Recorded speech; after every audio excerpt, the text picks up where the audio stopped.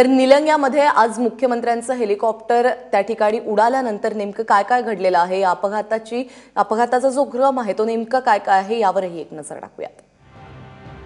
सकाळी 11:55 हेलिकॉप्टरने take off घेतलं। मुख्यमंत्री केतन पाठक, अभिमन्यू पवार आणि 2 पायलट हे हेलिकॉप्टरमध्ये होते। निलंग्याच्या शिवाजी विद्यालयाच्या मैदानातून हे टेक ऑफ घेण्यात आलं, पण 100 फुटांवरती जाताच हेलिकॉप्टरमध्ये तांत्रिक बिघाड झाला।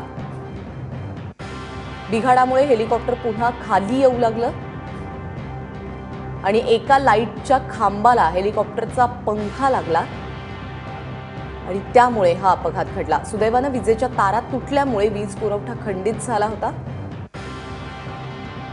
त्यामुळे हेलिकॉप्टरमध्ये विद्युत प्रवाह पसरला नाही, अन्यथा एक मोठा अनर्थ घडला असता। पण हेलिकॉप्टर नियंत्रणाबाहेर गेलं आणि एका ट्रकला धडकून ते त्या ठिकाणी कोसळलं। हेलिकॉप्टरचा काही भाग एका घरावरही कोसळल्याचं कळतंय। त्या क्षणी नेमकं काय काय घडलं हे आपण पाहतोय। हेलिकॉप्टरमध्ये बसलेले सर्वजण एकमेकांवरती कोसळले, एकमेकांवरती आदळले।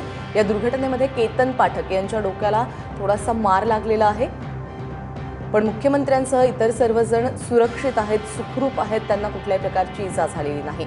विमानातून बाहेर पडल्यानंतर मुख्यमंत्र्यांनी आपण सुरक्षित असल्याची प्रतिक्रिया दिली आहे।